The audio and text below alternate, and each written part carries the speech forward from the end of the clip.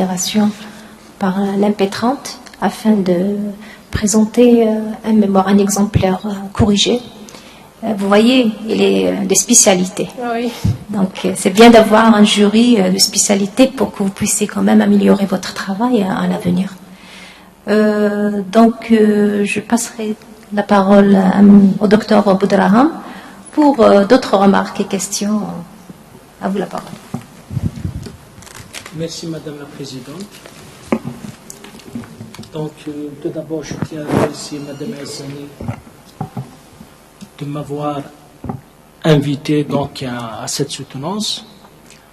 À mon tour, je tiens à féliciter Madame Madikatia pour son exposé qui était très clair et atterrant. Merci. Donc, pour la clarté de votre manuscrit, donc il est bien rédigé, donc facile à lire. Donc, la thèse de Madame Madikatia est structurée en 6 chapitres. Donc, le premier chapitre donc, est une synthèse bibliographique très générale. Donc, il y a au moins 125 articles. Dans le deuxième chapitre, Madame Madikatia a introduit les notions fondamentales relatives au plan d'expérience. Dans le chapitre 3, le chapitre 3 donc, est consacré au matériel et méthodes expérimentales. Chapitre 4, donc, vous avez étudié l'élimination du rouge basique 46, qui est un colorant très toxique vis-à-vis la faune et la flore, par le phénomène d'électrocoagulation, et vous avez utilisé un système batch pour cette étude. Donc ce système est composé de 2 anodes plus une électrode.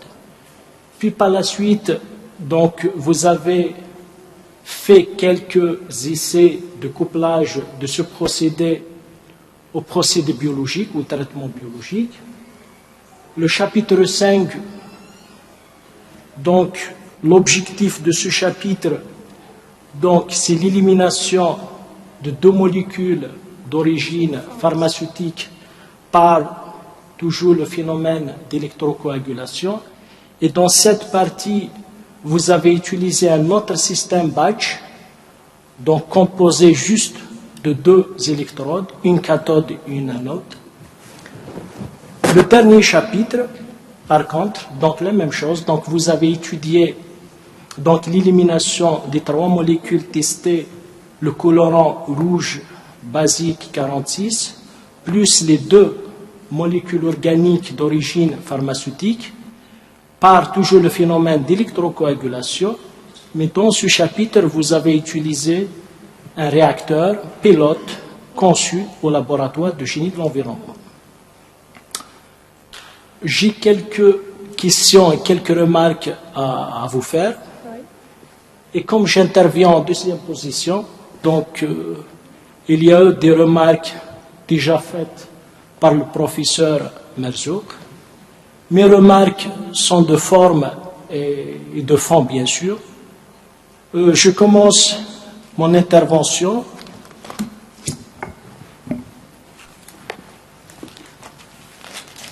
donc par le chapitre 3, donc matériel et méthode.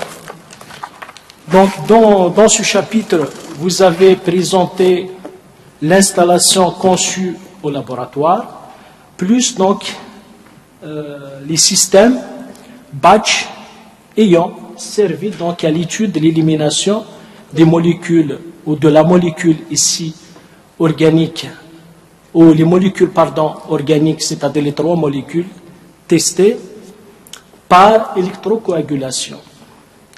Donc page 60.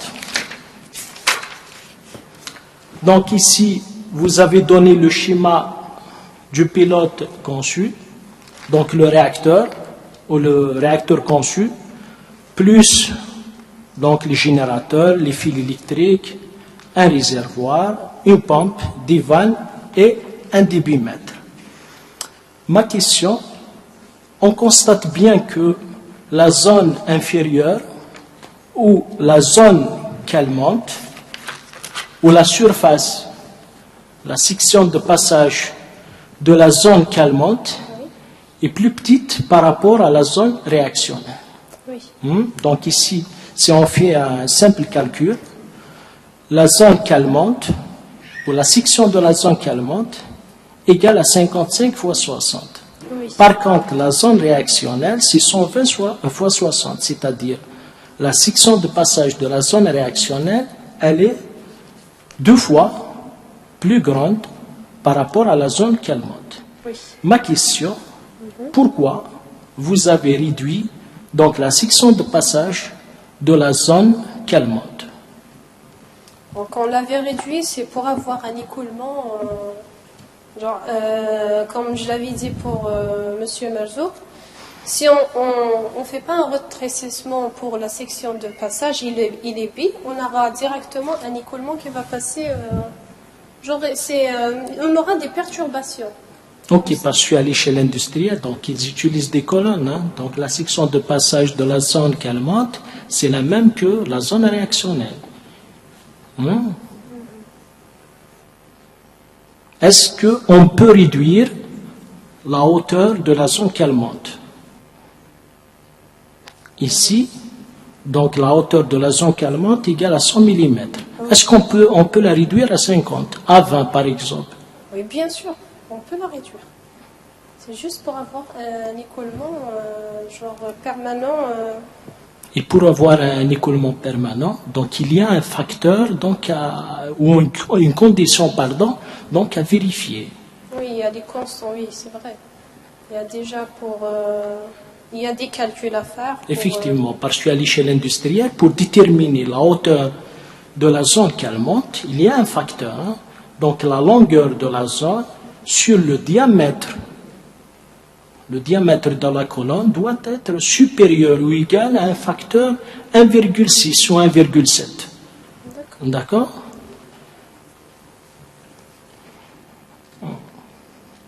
Ici, si on fait un calcul, on prend la hauteur de votre zone égale à 100 divisé sur 60 ou 55, on trouve un facteur égal à 1,6. Eh bien, c'est bon. Mais on ne peut pas réduire. On ne peut pas réduire donc la hauteur de la zone. D'accord? On peut l'augmenter pour avoir un régime permanent. Ok? On peut l'augmenter, mais on ne peut pas la diminuer. Donc le facteur, vous devez le respecter effectivement. D'accord. Et pour le facteur, il s'appelle comment? C'est le rapport L sur D, d'accord? Doit être supérieur ou égal à un facteur, je pense, 1,6 ou 1,7. D'accord? Pour avoir un régime permanent. D'accord? Très bien. Bien sûr.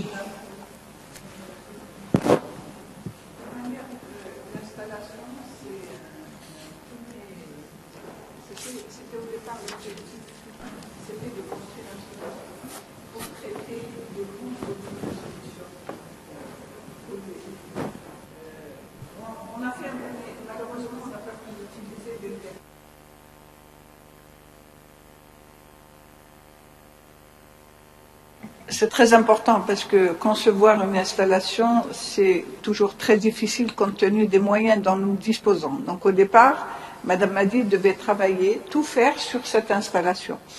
On aurait pu, si on avait eu tous les moyens, améliorer le fonctionnement de ce pilote ou bien de ce réacteur électrochimique.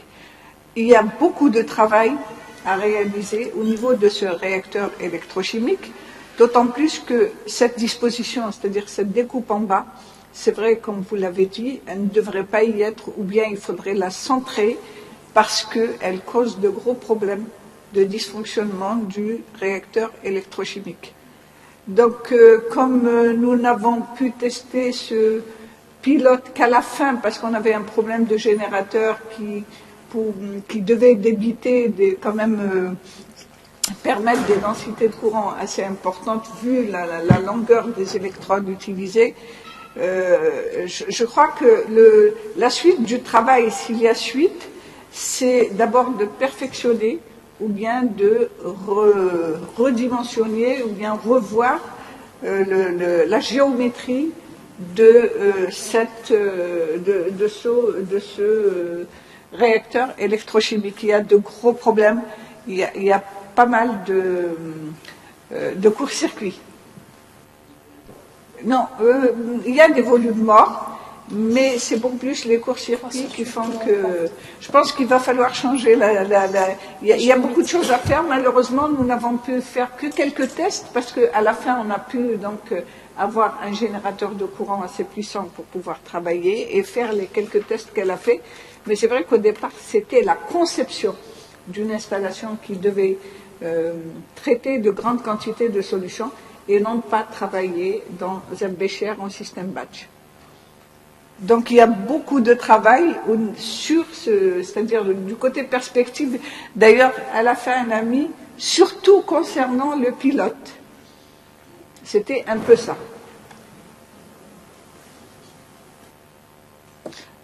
Et d'ailleurs, on a vu qu'il y ait zone calmante, qu'il y ait bi ou qu'il n'y ait pas bi, le résultat est le même. Merci.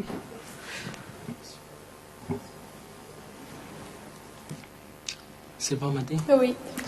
Maintenant, donc, pour le processus d'électrocoagulation, donc, il est basé sur les anodes solubles, n'est-ce pas? Oui. Donc, l'anode, réaction Oxydation. d'oxydation, cathode, réaction de réduction. Donc, ces électrodes peuvent se présenter sous forme de plaques, d'accord, de sphères, Oui, il y a de fils ou de tubes. Ma question, Oui. dans ce travail, les deux anodes utilisées sont des plaques planes en fer. Par contre, la cathode, c'est une grille en fer, n'est-ce Oui. pas? Ma question, pourquoi ce choix? Pour la grille ou bien pour les anodes? Les anodes et la cathode. Bon, pour les anodes, on a pensé que pour des plaques planes, elles sont pleines déjà pour dissoudre le fer et on a genre une quantité suffisante pour avoir des ions en fer. Par contre, pour la cathode, on a pensé pour la réduction de l'eau, il y a passage d'hydrogène, il y a passage de gaz, donc les bulles formées peuvent flotter le polluant. C'est avec les bulles que le mécanisme peut se dérouler. Avec la grille, on n'aura pas de problème pour le passage d'hydrogène. Pardon? Oui, la valorisation aussi, c'est un déchet qui est rejeté par des industries de fabrication de tamis. On l'a utilisé déjà. Donc, pour deux raisons.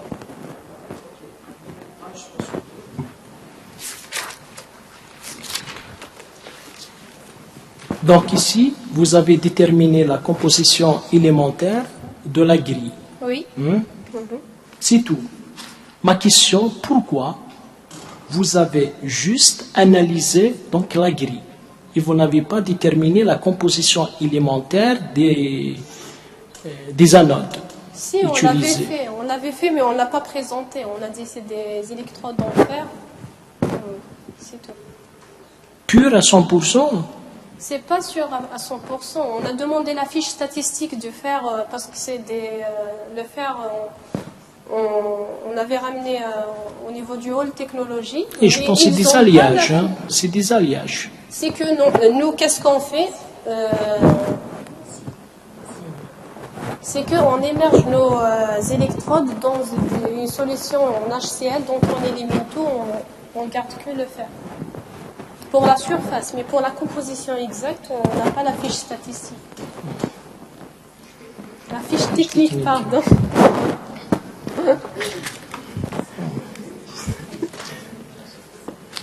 Statistique avec les plans d'expérience. Ok. Page maintenant 63. Pour la mise en œuvre expérimentale de la fonction de distribution des temps de séjour. Donc ici, vous avez donné, en page 64, les courbes d'étalonnage de conductimètre et du débitmètre. Oui. Hmm? Oui. Donc tout d'abord, l'unité, la conductivité, c'est millisiemens par centimètre. OK? Oui. Donc ici, la variation, effectivement, elle est linéaire de la conductivité en fonction de la concentration et le débit volumique en fonction de la graduation du débitmètre. Oui. Très bien. Ma question maintenant, pourquoi vous avez imposé sur le logiciel utilisé, d'accord, que la variation, par exemple, on prend la deuxième figure, figure 3.7, que la variation QV en fonction de la graduation du débitmètre est une droite passante par l'origine. Elle passe par l'origine. Initialement, si on n'a pas un débit, c'est-à-dire, si on n'a pas un débit, il n'y a pas un passage solution. Pour un débit zéro, c'est-à-dire la pompe est fermée, il n'y a pas passage de la solution. Et parce que d'après les points, donc je pense ici, donc la droite de régression, donc elle a une pente et un point d'intersection de la droite avec l'ordonnée. D'accord? Oui, mais initialement, au départ, 0, pour un débit égal 0, il n'y a pas passage solution. Pour la première figure, la même chose. Donc c'est une droite passant par l'origine. Oui. Hein? Elle passe par l'origine. Et J'ai pourquoi? pas introduit le point 00. J'ai pas introduit juste. Mais je pense, c'est des droites. Donc il y a un point d'intersection, je pense. Hein? Il y a un point d'intersection entre les droites, donc d'étalonnage, et l'ordonnier. Pour quelle courbe vous parlez? La première et la deuxième. Parce que Donc, dans le cas où on cherche la courbe d'étalonnage, par exemple, levier visible, effectivement on impose. Pourquoi? Parce que on doit vérifier la loi de Berlambert. Oui. Et la loi de Berlambert, donc vous avez C, Égal. effectivement, donc elle doit, c'est une droite, Qui passe par là. et effectivement. Par Et contre pour ici, Le débitmètre aussi, il faut imposer le 0 parce que si on ferme la pompe, il n'y a pas passage de solution. Donc c'est ok. Mais ici c'est expérimental. C'est expérimental.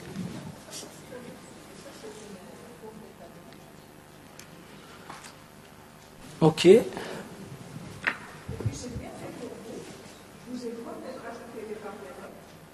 ah oui. Oui. Ajouter les parties. Oui. Page 67 maintenant. Donc ici, vous avez fait une description donc, des deux batchs, ou les deux systèmes batch utilisés. Donc à la fin du paragraphe, vous avez dit que la différence réside Dans l'inexistence d'une anode. D'accord? C'est-à-dire deux anodes cathodes, une. C'est tout. Hein? Et c'est plus la surface d'échange. Hein? La surface d'échange, donc, n'est pas la même. Hein? Oui.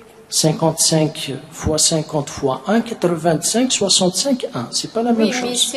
mais c'est par rapport à la densité du courant, qui est égale à l'intensité sur la surface. Donc si on calcule les rapport. 4 surfaces, c'est presque les deux surfaces du deuxième système. Oui, si on fait en Effectivement. comparaison. Maintenant, pour le chapitre 4, donc page 74.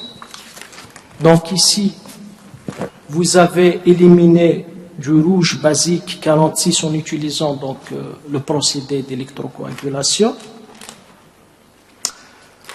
Donc dans cette partie, donc vous avez optimisé un certain nombre de paramètres ayant une influence sur donc l'électrocoagulation et vous avez fixé d'autres.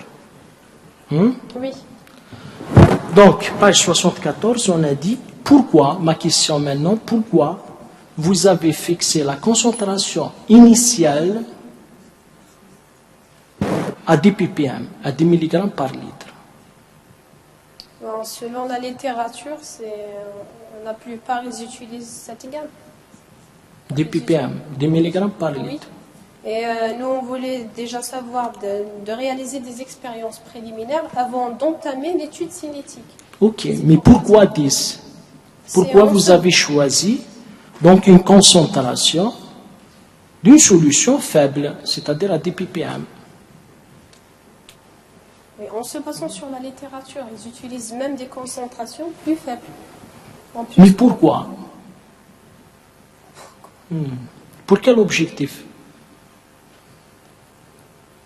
Parce que je pense, à mon avis, que le phénomène d'électrocoagulation est rentable pour des faibles concentrations. C'est pour cette raison que vous avez choisi donc une concentration de 10 oui, ppm. pour voir, bien sûr.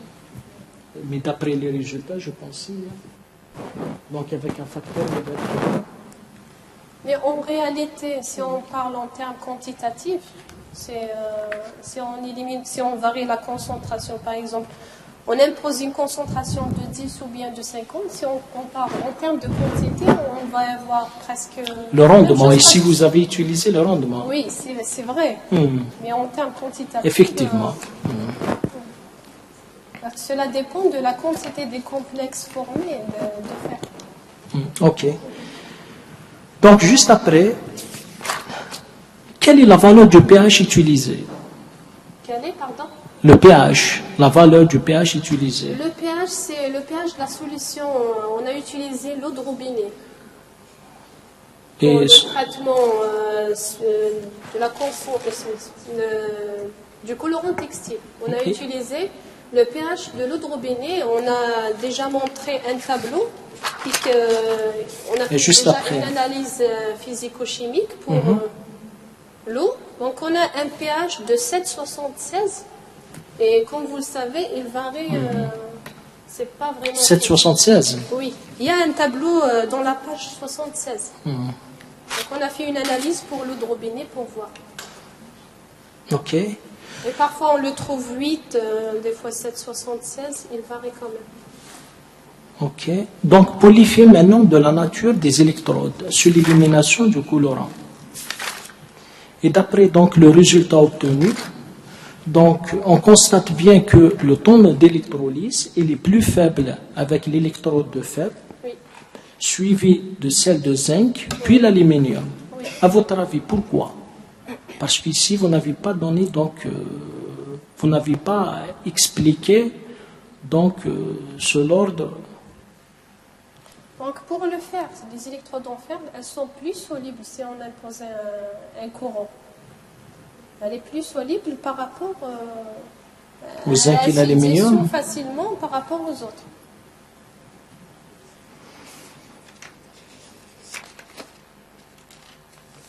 Ok, maintenant page 76.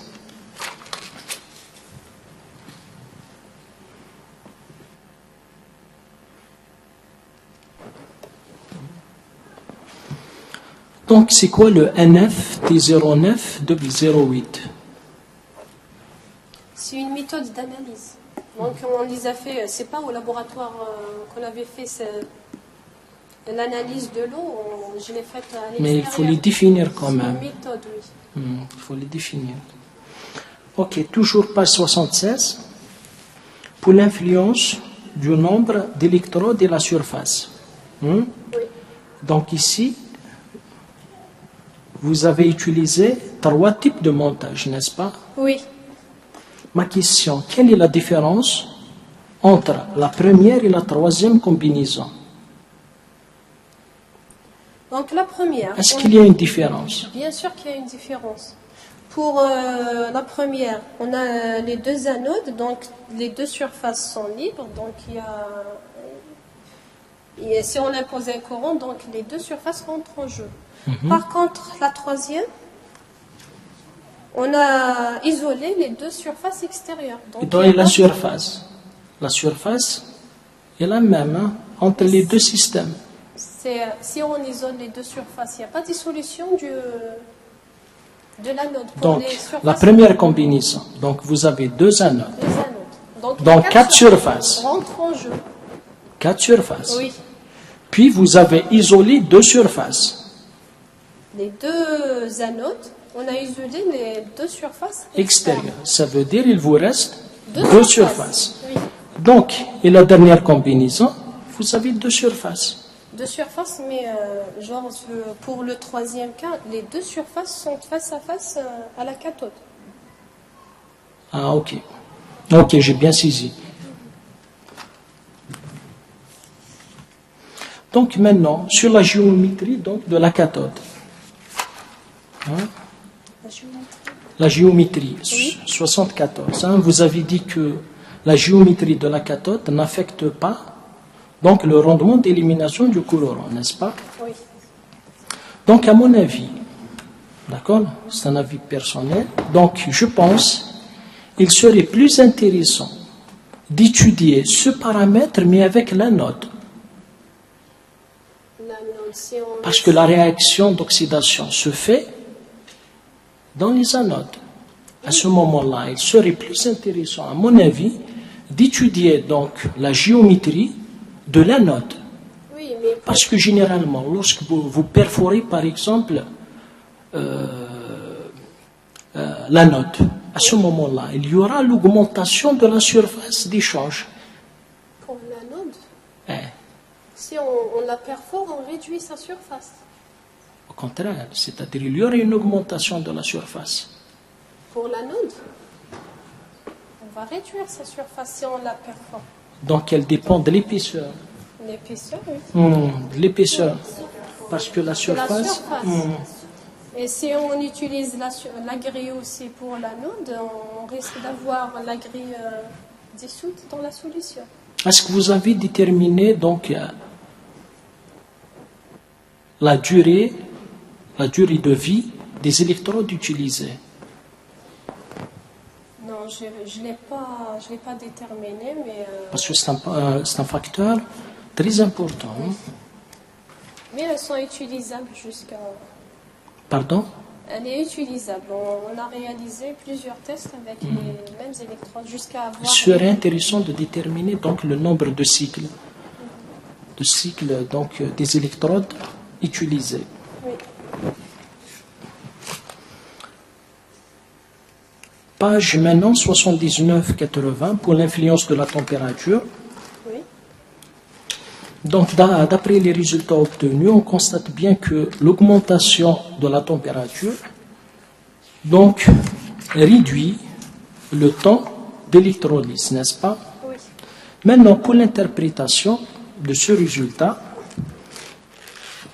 juste après les références 3 et 4, vous avez dit que ce phénomène est attribué à l'augmentation du mouvement des ions engendré par l'électrolyse à température donc élevée, c'est-à-dire à l'agitation. Juste avant, vous avez étudié l'effet de l'agitation sur le rendement d'élimination et vous avez dit que ce paramètre n'influe pas sur le rendement d'élimination. Oui, on a dit qu'il n'influe pas sur l'élimination, mais c'est-à-dire il faut toujours avoir une agitation. Si vous avez remarqué sur les courbes, sans agitation, vous avez, je ne sais pas ce que vous avez remarqué, les barres d'erreur, elles sont importantes. Donc la solution, elle n'est pas homogène. D'ailleurs, avec le colorant rouge, on le voit très bien. Il y a la solution, elle est hétérogène. On voit Mais 120 tours par minute, quand même, c'est beaucoup. Donc il faut réduire la vitesse de l'agitation. C'est la plus faible qu'on a utilisée. C'est la plus faible qu'on avait utilisée. Si on essaie de régler inférieur, donc on n'aura pas de l'agitation. Oui. C'est la plus faible qu'on avait utilisée. Et je pense, c'est mon point de vue toujours, donc que cette augmentation du taux d'élimination est dû à la vitesse de la réaction possible électrochimique. Si vous augmentez la température, c'est possible, vous allez augmenter donc la réaction d'oxydation, c'est-à-dire dissolution du fer. Donc pas d'agitation. C'est d'accord, c'est mon point de vue. Hein. D'accord.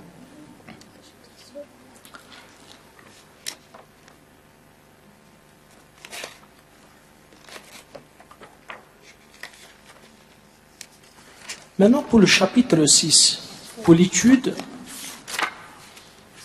d'élimination par électrocoagulation des polluants, les polluants donc testés dans le pilote conçu.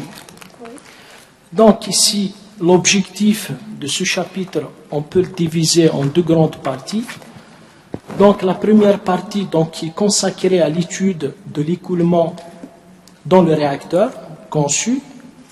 Et le deuxième objectif, concerne l'étude cinétique d'élimination des trois polluants testés, donc en utilisant toujours le pilote. D'accord? Oui. Donc ici, vous avez suivi la variation de la conductivité en fonction de temps, puis vous avez tracé la variation de ET, c'est-à-dire la fonction de distribution des temps de séjour, en fonction toujours de temps, pour différents systèmes. D'après les résultats obtenus, donc figure 6.15 jusqu'à 6.22, page 142-150, on constate une augmentation brusque de la fonction E de t, puis une diminution exponentielle de cette fonction en fonction de temps. Page 141.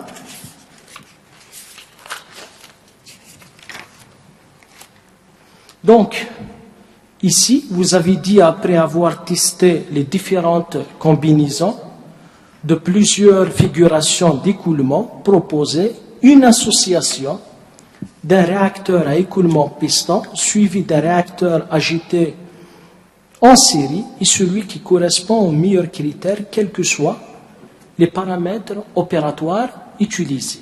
Ma question, est-ce que c'est la seule association? C'est la seule que j'ai trouvée. J'ai testé plusieurs. Réacteur à écoulement piston suivi d'un réacteur agité, c'est tout. C'est tout. J'ai testé d'autres, je n'ai pas trouvé la superposition des deux. Mais je pense qu'il y a deux.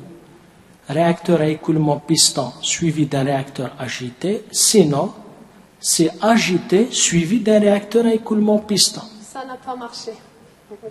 Vous êtes sûr? Oui, sûr et certain. J'en ai utilisé plusieurs. J'ai tout un dossier pour les différentes combinaisons. C'est la seule que j'ai trouvée. Je pense parce qu'à la fin, normalement, on aura la même concentration. Sûr et certain. Je l'ai testé. Déjà, logiquement, on commence d'abord par agiter au vert. C'est la première des choses qu'on va faire. Déjà seul. Après piston, et on essaie la combinaison en série, en parallèle. En série, toujours en série. Oui, je sais, j'ai compris. Je vous ai dit la manière de travailler. Déjà, on commence par agiter au vert. Si ça ne marche pas, on passe au piston. Et si ça ne marche pas, on essaie en série, en parallèle. Donc, la disposition est très importante. Ok, maintenant, page 151. Donc ici, pour la modélisation de l'écoulement, donc vous avez fait les bilans sur donc, les deux réacteurs, le réacteur à écoulement piston, puis le réacteur agité ouvert. Ouvert. Donc, page 152. Donc, à la fin de la page, ici, vous avez donné un modèle mathématique. Vous me suivez, Madine? Oui, à la fin, oui. Donc, qui décrit la cinétique de dégradation ou l'élimination du polluant. Est-ce que c'est un modèle, ici, que vous avez donné, est-ce que c'est un modèle qui décrit la cinétique d'élimination ou l'écoulement? C'est la cinétique de dégradation, en fonction du temps. C'est la cinétique. Mais ici, l'objectif, c'est de déterminer un modèle mathématique qui décrit, je pense, l'écoulement, pas la cinétique d'élimination. Non, l'écoulement, on le prépare par rapport à la combinaison que nous avons obtenue. C'est ça, on assimile notre écoulement avec cette association. Mais pour la concentration, pour le modèle, à la fin, c'est la cinétique de dégradation. Ok, donc C1 égale C0 exponentielle moins K fois T, donc c'est le modèle qui décrit la cinétique, pas l'écoulement. Oui, mais en Très bien. précisant bien sûr dans le réacteur. Réacteur à écoulement écoulement piston. Ok. Parce qu'ici, c'est l'écoulement, donc c'est faux. Donc le modèle, c'est C1, c'est C0, delta T moins tau P. Non, c'est pas l'écoulement. Déjà, d'ailleurs, c'est le but de faire toute cette étude. Donc À c'est la la fin, modélisation de la cinétique. Oui, on avait donné la comparaison entre les deux. Très bien. Donc la même chose donc avec le réacteur agité ouvert. Ouvert, oui. Ok. Maintenant, donc ma dernière question. Donc, dans ce travail, donc, vous avez utilisé 3 types de réacteurs, n'est-ce pas? Donc, réacteur batch avec 2 anodes et une cathode, batch, une cathode, une anode, et un réacteur pilote, simulé, donc un réacteur à écoulement piston suivi d'un réacteur agité ouvert. Ma question maintenant, théoriquement, le temps d'électrolyse ou d'élimination sera moins important en utilisant quel type de réacteur? Donc, batch, 2 anodes, une électrode, batch, une électrode, une anode, une cathode, et votre réacteur pilote. Mais là, l'étude hydrodynamique a été réalisée pour le pilote conçu et non pas pour les systèmes batch. On a fait toute une étude dans la colonne et non pas dans le système batch. Pour le système batch, on n'a pas fait d'étude hydrodynamique. Mais théoriquement, dans le cas où on assimile donc les réacteurs batch aux réacteurs agités ouverts. Théoriquement, Théoriquement. aucune idée, je sais pas. Donc, si on compare avec l'étude qu'on avait fait, je vous ai répondu que c'est Réacteur batch suivi d'un réacteur à écoulement piston. C'est-à-dire, théoriquement, vous devez avoir un taux d'électrolyse moins important en utilisant dans donc le batch, c'est ça. Parce que l'autre, dans il le a batch, déjà deux. dans le pilote. J'ai pas compris exactement ce que vous voulez dire. Il y a des choses qui ont. Est-ce que vous pouvez me répéter la question, s'il vous plaît? Donc, vous avez 3 systèmes. Oui, Vous avez un système batch avec 2 anodes. d'accord. Le deuxième, c'est une cathode et une anode. Et le troisième, donc, c'est votre réacteur, ou le réacteur conçu au laboratoire de génie de l'environnement. Oui. Donc, et vous avez fait une étude de la DTS, Oui. d'accord? C'est-à-dire, on peut l'assimiler, donc, à un réacteur à écoulement piston suivi d'un réacteur à écoulement piston suivi d'un réacteur agité. Ma question, théoriquement, Oui. c'est-à-dire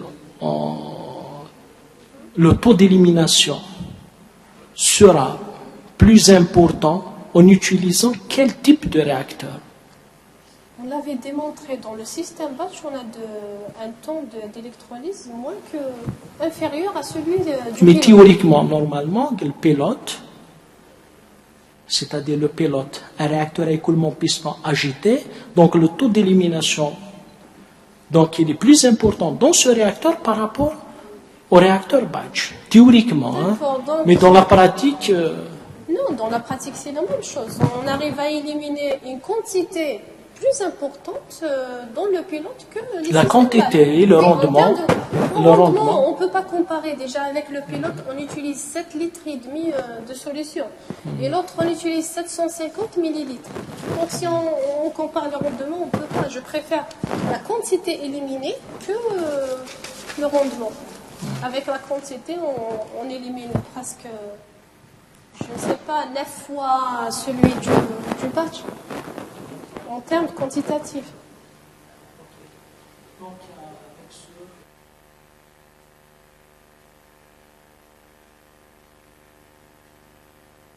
Merci. Merci. Merci. Donc, avec ce, je termine. Donc, je rends la parole à Madame la Présidente. Merci. Merci.